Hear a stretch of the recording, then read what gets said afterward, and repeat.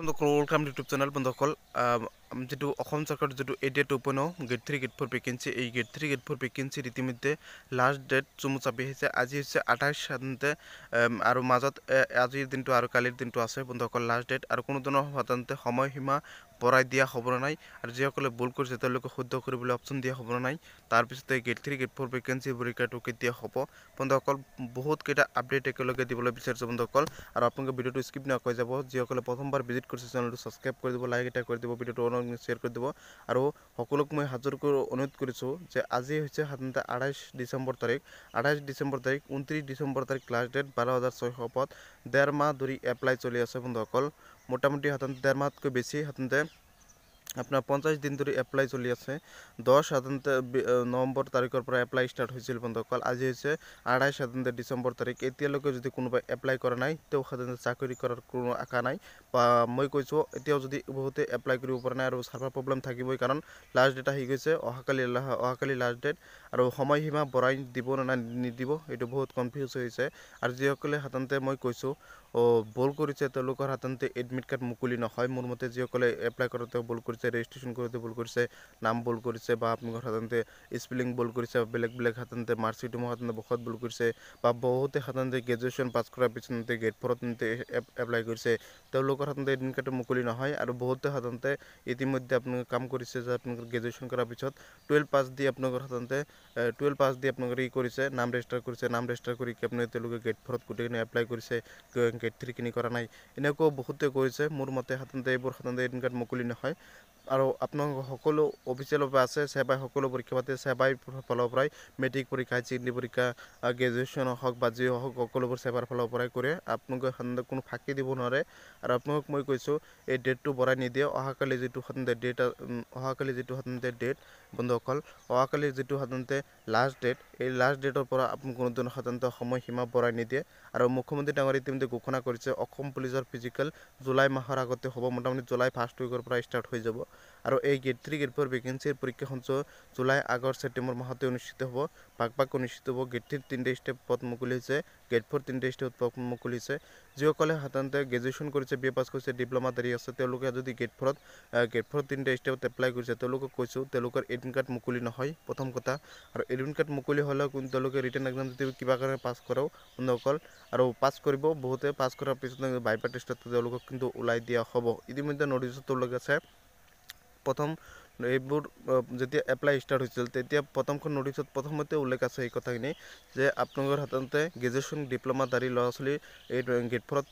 apply কৰিবলৈ হ'লে 8 পাছৰ পৰা সাধাৰণতে 12 পাছৰ ভিতৰত কোৱালিফিকেশন হ'ব লাগিব 8 পাছৰ পৰা 12 পাছৰ ভিতৰত কোৱালিফিকেশন হ'লে আপোনালোকে গেট 4ত এপ্লাই অনলাইন কৰিব পাৰিব আৰু যদি আপোনালোকৰ সাধাৰণতে 12 পাছৰ ওপৰত সাধাৰণতে বিএ পাছ বা গ্ৰেজুৱেচন কৰা ল'ৰা-ছোৱালীৰ কোৱালিফিকেশন আছে ডিপ্লোমা দাৰি আছে তেনেহ'লে গেট 3ত এপ্লাই কৰিব গেট 4ত তিনটা স্টেপত এপ্লাই নকৰিব আৰু পৰীক্ষাসমূহ সকলো ভাগ অনুষ্ঠিত হ'ব গেট 3ত এটা এপ্লিকেশনত গেট 3 তিনটা স্টেপ আছে আৰু গেট 4 এটা স্টেপ তিনটা আছে এডমিট কাৰ্ড এটাই ওলাব কিন্তু পৰীক্ষা সময়সমূহ ভাগ ওলাব বহুতে ক'ব যে পৰীক্ষা এটাই হ'ব গেট 4 পৰীক্ষা এটাই হ'ব বন্ধুসকল পৰীক্ষা এটা নহয় কাৰণ গেট 4 সাধাৰণতে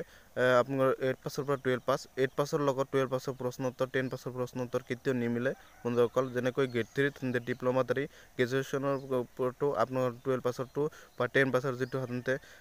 আপোনাৰ টেকনিক্যাল পদৰ যেটো ড্ৰাইভিং লাইসেন্সৰ সেইবোৰৰ লগত কিন্তু নিমিলে বন্ধুসকল সকলো পৰীক্ষা ভাগ অনুষ্ঠিত হ'ব কোৱালিফিকেশন হিচাপত আৰু কোনটো পৰীক্ষা কিমান মাৰ্ক অনুষ্ঠিত হ'ব হেতু আপোনাক মই বিশেষকৈ আন এটা ভিডিওত জনাই দিম আপোনালোকে ভিডিওটো স্কিপ নকৰি যাব আৰু যোৱা বছৰ যিদৰ সিলেবাসত পৰীক্ষা হৈছিল প্ৰশ্ন কাকত যদি নাই বা তাৰ আগত যিমান পুৰণি প্ৰশ্ন কাকত আছে সকলোবোৰ মই আপোনাক 1 জানুৱাৰীৰ পৰা দিম বুলি মই প্ৰতিশ্ৰুতি দিছো আৰু আপোনালোকৰ সাধাৰণতে পুৰণি প্ৰশ্ন কাকত যদি আপোনাৰ হাতত নাই আপোনালোকে এটা কাম কৰিব যে আপোনালোকে সাধাৰণতে মোৰ চেনেলটো সাবস্ক্ৰাইব কৰি ৰাখিব যিসকলে সাবস্ক্ৰাইব কৰিছে তেওঁলোকে পাব 1 জানুৱাৰীৰ পৰা 2024 চনৰ 1 জানুৱাৰীৰ পৰা মই সাধাৰণতে যিমান পুৰণি প্ৰশ্ন কাকত আছে মই সকলোবোৰ দিম আৰু আগৰ পৰীক্ষাৰ দৰে সাধাৰণতে সিলেবাস হিচাপতে সাধাৰণতে পৰীক্ষা হ'ব আৰু যোৱা বছৰ যেটো সিলেবাস হিচাপে পৰীক্ষা হ'ব এইবাৰ সাধাৰণতে সিলেবাস হিচাপে পৰীক্ষাটো অনুষ্ঠিত হ'ব আপোনালোকে ভিডিঅ'টো অনলাইন শ্বেয়াৰ কৰি দিব আৰু অসম চৰকাৰে এই এডিয়া 2.0 আপোনালোকৰ 12,600 পদৰ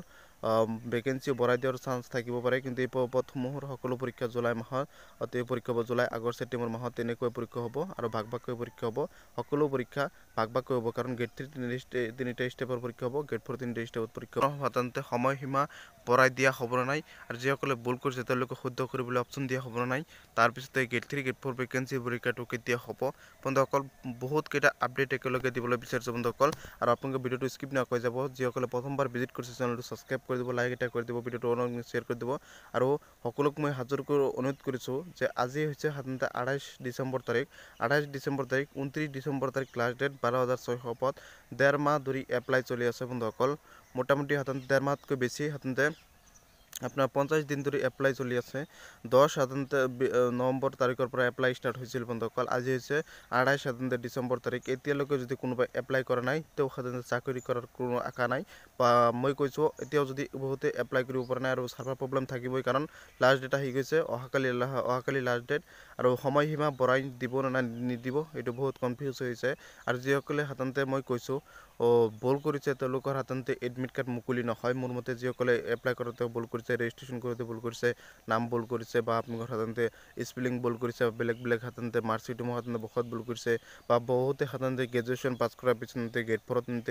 এপ্লাই কৰিছে তেওঁলোকৰ সাধাৰণতে এডমিট কাৰ্ডটো মুকলি নহয় আৰু বহুতে সাধাৰণতে ইতিমধ্যে আপোনালোকে কাম কৰিছে যে আপোনালোকৰ গ্ৰেজুৱেশ্যন কৰাৰ পিছত 12 পাছ দি আপোনালোকৰ সাধাৰণতে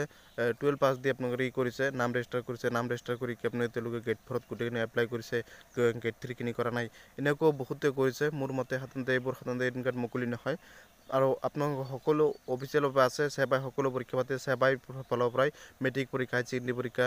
গ্ৰেজুৱেশ্যন হওক বা যি হওক সকলোবোৰ সেবাৰ ফালৰ পৰাই কৰে আপোনালোকে সাধাৰণতে কোনো ফাঁকি দিব নোৱাৰে আৰু আপোনালোক মই কৈছোঁ এই ডেটটো বঢ়াই নিদিয়ে অহাকালি যিটো সাধাৰণতে ডেট বন্ধুসকল অহাকালি যিটো সাধাৰণতে লাষ্ট ডেট এই লাষ্ট ডেটৰ পৰা আপুনি কোনো ধৰণৰ সাধাৰণতে সময়সীমা বঢ়াই নিদিয়ে আৰু মুখ্যমন্ত্ৰী ডাঙৰীয়াই ইতিমধ্যে ঘোষণা কৰিছে অসম পুলিচৰ ফিজিকেল জুলাই মাহৰ আগতে হ'ব মোটামুটি জুলাই ফাৰ্ষ্ট উইকৰ পৰা ষ্টাৰ্ট হৈ যাব আৰু এই গেট 3 গেট 4 ভেকেঞ্চিৰ পৰীক্ষাখন জুলাই আগষ্ট ছেপ্টেম্বৰ মাহতে অনুষ্ঠিত হ'ব ভাগ অনুষ্ঠিত হ'ব গেট 3 তিনিটা ষ্টেপ পদ মুকলি হৈছে গেট 4 তিনিটা ষ্টেপ পদ মুকলি হৈছে যিসকলে সাধাৰণতে গ্ৰেজুৱেশ্যন কৰিছে BA পাছ কৰিছে ডিপ্ল'মা দেৰি আছে তেওঁলোকে যদি গেট 4 তিনিটা ষ্টেপত এপ্লাই কৰিছে তেওঁলোকক কৈছোঁ তেওঁলোকৰ এডমিট কাৰ্ড মুকলি নহয় প্ৰথম কথা আৰু এডমিট কাৰ্ড মুকলি হ'লেও কিন্তু তেওঁলোকে ৰিটেন এক্সাম যদি কিবা কাৰণে পাছ কৰাও বন্ধুসকল আৰু পাছ কৰিব বহুতে পাছ কৰাৰ পিছত ভাইভা টেষ্টত তেওঁলোকক কিন্তু ওলাই দিয়া হ'ব ইতিমধ্যে নটিছত তেওঁলোকে আছে প্ৰথম এইবোৰ যেতিয়া এপ্লাই ষ্টাৰ্ট হৈছিল তেতিয়া প্ৰথমখন নটিছত প্ৰথমতে উল্লেখ আছে এই কথাখিনি যে আপোনালোকৰ সাধাৰণতে গ্ৰেজুৱেশ্যন ডিপ্ল'মা দাৰী ল'ৰা ছোৱালী এই গেট 4ত এপ্লাই কৰিবলৈ হ'লে 8 পাছৰ পৰা আপোনালোকৰ সাধাৰণতে 12 পাছৰ ভিতৰত কোৱালিফিকেশ্যন হ'ব লাগিব 8 পাছৰ পৰা 12 পাছৰ ভিতৰত কোৱালিফিকেশ্যন হ'লে আপোনালোকে গেট 4ত এপ্লাই অনলাইন কৰিব পাৰিব আৰু যদি আপোনালোকৰ সাধাৰণতে 12 পাছৰ ওপৰত সাধাৰণতে BA পাছ বা গ্ৰেজুৱেশ্যন কৰা ল'ৰা ছোৱালীৰ কোৱালিফিকেশ্যন আছে ডিপ্ল'মা দাৰী আছে তেনেহ'লে গেট 3ত এপ্লাই কৰিব গেট 4ত তিনিটা ষ্টেপত এপ্লাই নকৰিব আৰু পৰীক্ষাসমূহ সকলো ভাগ ভাগকৈ অনুষ্ঠিত হ'ব গেট 3ত এটা এপ্লিকেশ্যনত গেট 3 তিনিটা ষ্টেপ আছে আৰু গেট 4 এটা ষ্টেপ তিনিটা আছে এডমিট কাৰ্ড এটাই ওলাব কিন্তু পৰীক্ষা সময়সমূহ ভাগ ভাগকৈ ওলাব বহুতে ক'ব যে পৰীক্ষা এটাই হ'ব গেট 4 পৰীক্ষা এটাই হ'ব বন্ধুসকল পৰীক্ষা এটা নহয় কাৰণ গেট 4 সাধাৰণতে আপোনাৰ 8 পাছৰ পৰা 12 পাছ 8 পাছৰ লগত 12 পাছৰ প্ৰশ্ন উত্তৰ 10 পাছৰ প্ৰশ্ন উত্তৰ কেতিয়াও নিমিলে বন্ধুসকল যেনেকৈ গেট 3ত ডিপ্ল'মা দাৰী গ্ৰেজুৱেশ্যনৰ ওপৰতো আপোনাৰ 12 পাছৰটো বা 10 পাছৰ যিটো সাধাৰণতে আপোনাৰ টেকনিকেল পদৰ যিটো ড্ৰাইভিং লাইচেন্সৰ সেইবোৰৰ লগত কেতিয়াও নিমিলে বন্ধুসকল সকলো পৰীক্ষা ভাগ ভাগকৈ অনুষ্ঠিত হ'ব কোৱালিফিকেশ্যন হিচাপত আৰু কোনটো পৰীক্ষা কিমান মাৰ্কৰ অনুষ্ঠিত হ'ব সেইটো আপোনাক মই বিশেষকৈ আন এটা ভিডিঅ'ত জনাই দিম আপোনালোকে ভিডিঅ'টো স্কিপ নকৰি যাব আৰু যোৱা বছৰ যিদৰে চিলেবাছত পৰীক্ষা আহিছিল প্ৰশ্ন কাকত যদি নাই বা তাৰ আগতে যিমান পুৰণি প্ৰশ্ন কাকত আছে সকলোবোৰ মই 1 জানুৱাৰীৰ পৰা দিম বুলি মই প্ৰতিশ্ৰুতি দিছোঁ আৰু আপোনালোকৰ সাধাৰণতে পুৰণি প্ৰশ্ন কাকত যদি আপোনাৰ হাতত নাই আপোনালোকে এটা কাম কৰিব যে আপোনালোকে সাধাৰণতে মোৰ চেনেলটো ছাবস্ক্ৰাইব কৰি ৰাখিব যিসকলে ছাবস্ক্ৰাইব কৰিছে তেওঁলোকে পাব 1 জানুৱাৰীৰ পৰা 2024 চনৰ 1 জানুৱাৰীৰ পৰা মই সাধাৰণতে যিমান পুৰণি প্ৰশ্ন কাকত আছে মই সকলোবোৰ দিম আৰু আগৰ পৰীক্ষাৰ দৰে সাধাৰণতে চিলেবাছ হিচাপতে সাধাৰণতে পৰীক্ষা হ'ব আৰু যোৱা বছৰ যিটো চিলেবাছ হিচাপে পৰীক্ষা হ'ব সেই এইবাৰ সাধাৰণতে চিলেবাছ হিচাপে পৰীক্ষাটো অনুষ্ঠিত হ'ব আপোনালোকে ভিডিঅ'টো অনলাইন শ্বেয়াৰ কৰি দিব আৰু অসম চৰকাৰে এই এডিয়া 2.0 আপোনালোকৰ 12,600 পদৰ ভেকেঞ্চি বঢ়াই দিয়াৰ চান্স থাকিব পাৰে কিন্তু এই পদসমূহৰ সকলো পৰীক্ষা জুলাই মাহত এই পৰীক্ষা হ'ব জুলাই আগষ্ট ছেপ্টেম্বৰ মাহত তেনেকৈ পৰীক্ষা হ'ব আৰু ভাগ ভাগকৈ পৰীক্ষা হ'ব সকলো পৰীক্ষা ভাগ ভাগকৈ হ'ব কাৰণ গেট 3 তিনিটা ষ্টেপৰ পৰীক্ষা হ'ব গেট 4 তিনিটা ষ্টেপত পৰীক্ষা হ'ব সকলো আপডেট সকলো খবৰ পাই থাকিবলৈ চেনেলটো ছাবস্ক্ৰাইব কৰিব লাগে লাইক এটা কৰিব লাগিব সকলো খবৰ পাই থাকিব ধন্যবাদ ছাপোৰ্ট কৰিব